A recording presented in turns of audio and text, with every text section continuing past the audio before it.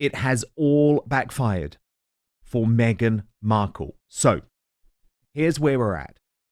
Us Magazine has released the most astonishing new report, which I'm going to go into in just a moment, briefed entirely by Meghan and her team, trying to say she's the loveliest woman in the world. Who knows why nearly 40 staff members have left her employ and called her a dictator in high heels in The Hollywood Reporter. It's all lies. She's actually the nicest person you could ever work for.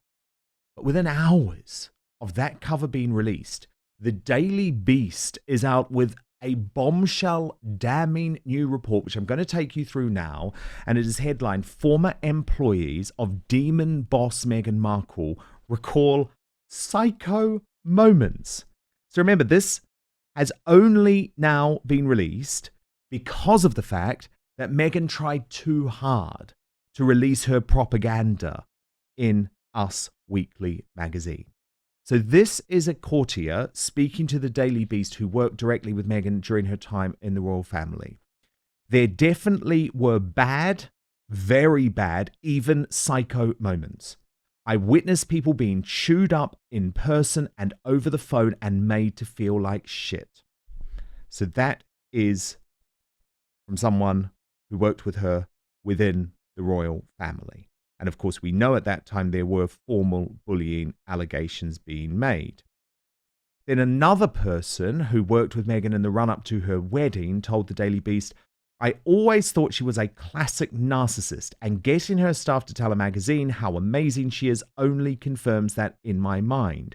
She is lovely when it is all going her way, but a demon when the worm turns." And there's even more detail in this new Daily Beast story. Like a florist who was screamed at down the phone for half an hour after they posted an insignificant detail online about a bouquet they were working on for Meghan without identifying that Meghan was the client. And according to the source, they vowed never to work with her again, despite the prestige of having her as a client. If you were working for her, you were often treated like a tradesman who could be treated like shit. So this is an absolutely damning new expose in the Daily Beast. Calvin Robinson, what do you make of it? That's not surprising. I mean, I wouldn't want to work for Meghan Markle myself.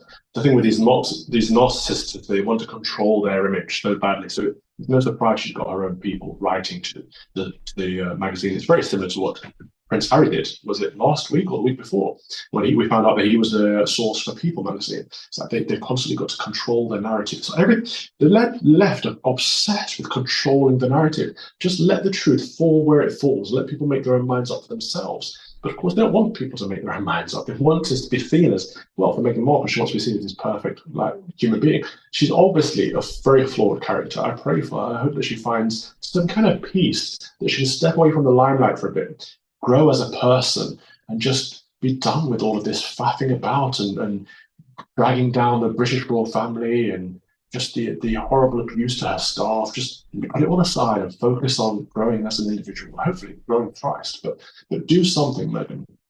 Yeah, she really does need to, because the problem is, Father Calvin, her behavior is catching up on her. And when people see her lying so egregiously, of course they're going to come back with the truth. And so these lies were told on the cover of Us Weekly magazine. What's interesting about this is the editor of Us Weekly is a guy called Dan Wakeford. He is actually a Brit, but he was previously the editor of People magazine when People ran the report that ended up in court, Calvin. You probably remember that, where all of Meghan's friends were saying she's a wonderful woman, and Meghan denied that she had anything to do with the report, but of course she did. So that is the man behind this Us magazine cover. Now, Us posted on X late last night after a recent report branded Meghan Markle as Duchess difficult. Current and former staff members have gone on the record with us about what it's really like to work for Meghan and Prince Harry. Go inside the Sussex empire in our new cover story. And then Dan Wakeford released this extraordinary video backing up his so-called scoop. Hello, I'm Dan Wakeford, the editor-in-chief of Us Weekly.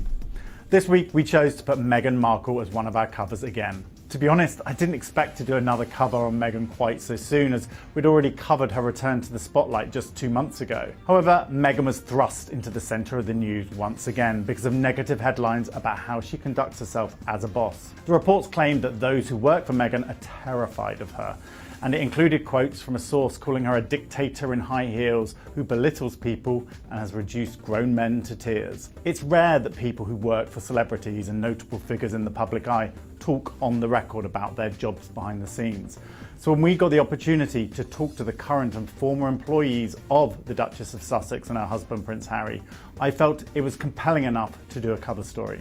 We talked to 5 staff on the record and another 2 off the record, and they say that the previous anonymous allegations made are wildly inaccurate and damaging. They reveal an unprecedented look into Meghan and Harry's work world and also their private world behind the scenes. All 7 employees had a positive experience working for Meghan. Oh, sure they did. Sure they did. Calvin, do you buy any of that? I'm sure they had a very positive experience providing those quotes to Us magazine. I'm sure they did that, yeah, too. I mean, it's all a bit of a joke, isn't it? The fact that people have come out and said, look, we did not enjoy it. It was horrible to work for her. We called her a Duchess dictator and whatever. And then they've had to come out and find people that will say the opposite just to balance it out. It's just sad. Just become a better person. Become a better boss. Be nicer to people so they don't say horrible things about you. Don't pay people to say nice things about you. I mean, it's quite sad. Well, especially remembering this is a woman who has everything.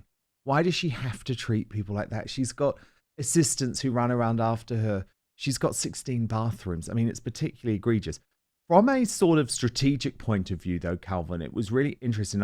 I was taken by a comment made by our mutual friend, Kinsey Schofield, who is the Californian-based royal commentator, who said, being destroyed in the Hollywood Reporter and trying to redeem yourself in Us Weekly is like the Wall Street Journal calling you out and thinking the National Enquirer will set the record straight. Because I think it is worth pointing out, Calvin, to people who maybe are not aware of these US publications, that Hollywood Reporter is highly credible. This is a news source for the entertainment industry. Now, of course, it's very woke, but that's what makes it so shocking and such a bombshell that the Hollywood Reporter has turned on Meghan in this way. But Us Weekly, they think they've got a big scoop. So Dan Wakeford had more to say about it. Watch this. Josh Kettler, who left in August, says he was warmly welcomed and they're dedicated and hardworking. Ashley Hanson, the global press secretary to the Duke and Duchess and the head of communications for Archewell, says her bosses couldn't have been more supportive when she had to take extended time off for a serious surgery. And Mandana Danyani, former Archewell COO, shares that some of her favourite memories were during weekly meetings in their Montecito home, where Meghan always served the most incredible lunches and snacks. The 7 current and former staff members describe a supportive and fun workplace that involves care packages, happy hours, karaoke nights, credit being given for great ideas, and everyday kindness. One staffer told us that their colleagues have been dumbfounded by these claims, saying the stories are likely made up by someone who's disgruntled. This story was important to tell as it shows a counter-narrative to the negative descriptions that have been given anonymously, and these employees wanted to come forward to tell their truth. We're here for a reason, says one of the current team members. If you come for our bosses, we're coming for you. We're just trying to do good. Catch the full story on usmagazine.com or on newsstands now. Oh God, Calvin, some of these quotes are so cringe. Like I'm just reading the story and they say, oh no, she's not nasty. She's not horrible. She doesn't yell. But then this is how they describe her. She gives clear direction and is solution orientated. I mean, it's hardly a ringing endorsement, is it? According to Taz, the royal YouTuber, wrote, Archewell staff fight back. Staff have said that the couple are dedicated, hardworking, who look after them like their own children. They water the seeds so staff can flourish. They give them expensive gifts, plan karaoke and Hollywood parties, give them fruit, eggs and flowers and skin kits. The best bosses I've ever had, said one source. And then she said, hi, Meghan. Nice try. And that's the thing that's just extraordinary about this, isn't it? That the fact that they are having to actually do this formally, even though there's no justification, Calvin, as why did Josh Kettler leave as your chief of staff after less than 3 months, an appointment that was heralded? Why have up to 40 staff members left your employ? Look, Calvin, we know, don't we, that 1 or 2 or 3 or 4 people leaving over a period of time makes a lot of sense. People have disagreements, whatever, but this is actually endemic in terms of how Meghan Markle works. First, though, have you ever wondered what happened to the legendary Chuck Norris? Well, I recently saw a video he made, and I was shocked. He's in his 80s and still kicking butt and working out and staying active. What's even more shocking is he's stronger, can work out longer, and even has plenty of energy left over for his grandkids. He did this by just making one change. He says he still feels like he's in his 50s. His wife even started doing this one thing too, and she's never felt better. She says she feels 10 years younger. Her body looks leaner, and she has energy all day. Chuck made a special video that explains everything. Make sure you watch it by going to chuckdefense.com/outspoken or by clicking in the link in the show notes below this video on YouTube and Rumble. It will change the way you think about your health. Once again, that's chuckdefense.com/outspoken and click on the link in the description below to watch the video now. You simply will not believe how simple it is. Just a reminder, the legendary Chuck Norris is a whopping 84 years old, and I have to be honest, he has more energy than me. He discovered he could create dramatic changes to his health, simply focusing on 3 things that sabotage our body as we age.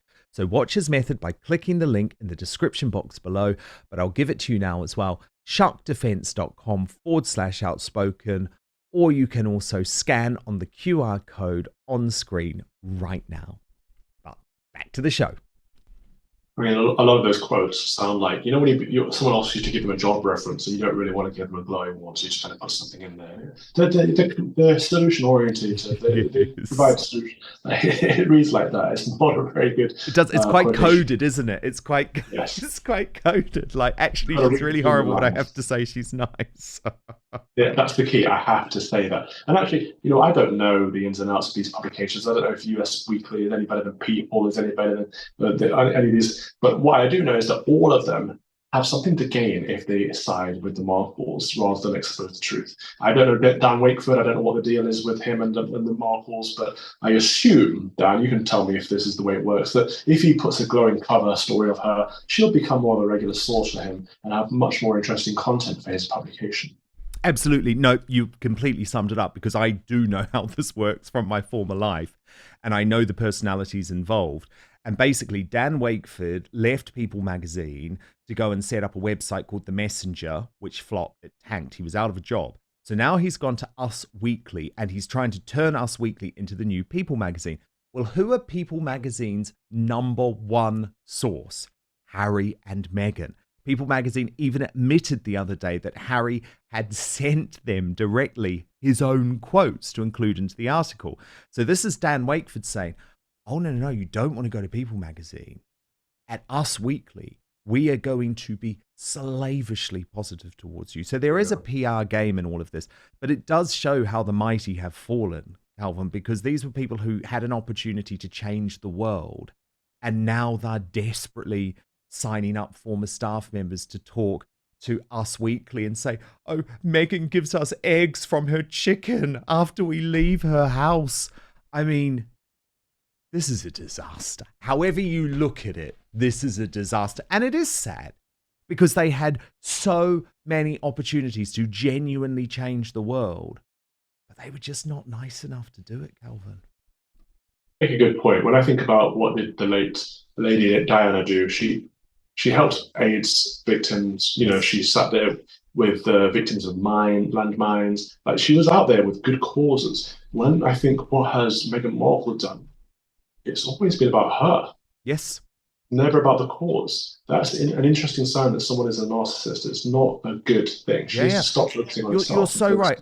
I mean, Diana was 36 years old when she died in that car crash in Paris, and she did change the world. She changed the way that we viewed AIDS. She changed the way that we viewed bulimia. She changed the way that we viewed homelessness. And she changed the way that she viewed landmines. Now, all of Harry and Meghan's enterprises, as you say, it's about them. And I want to show you the speech that Prince Harry has given in the past few hours in New York, because, again, he looks like what he's doing is making a point about social media being bad for kids. But actually, the coded message behind this is that he doesn't like social media because the trolls are really nasty to him. Watch this. My lock screen is a picture of my kids. What's yours?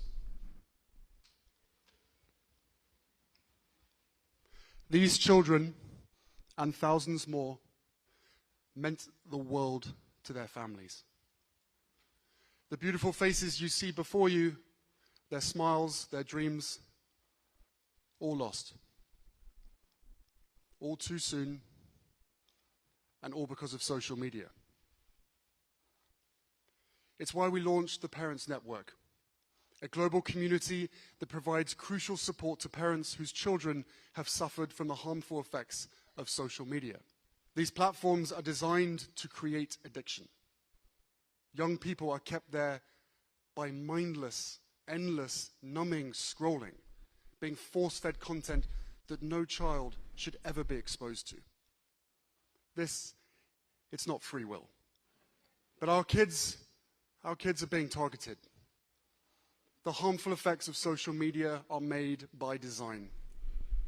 While we embolden both youth and parents, we must also hold digital platforms accountable.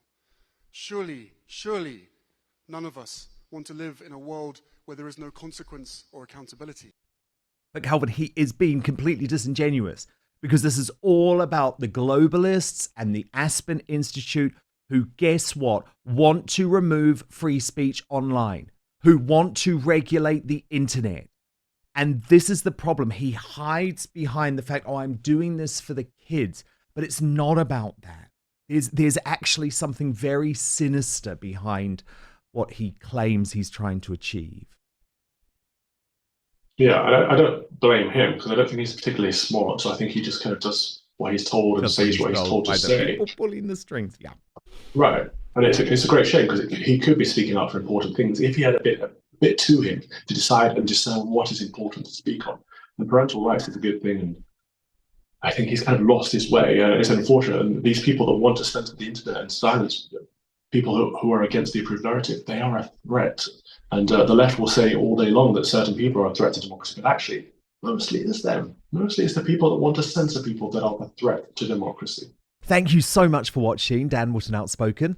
Please do subscribe if you want lots more clips and interviews like that. Plus, if you want to watch our totally uncensored after show, then visit www.outspoken.live.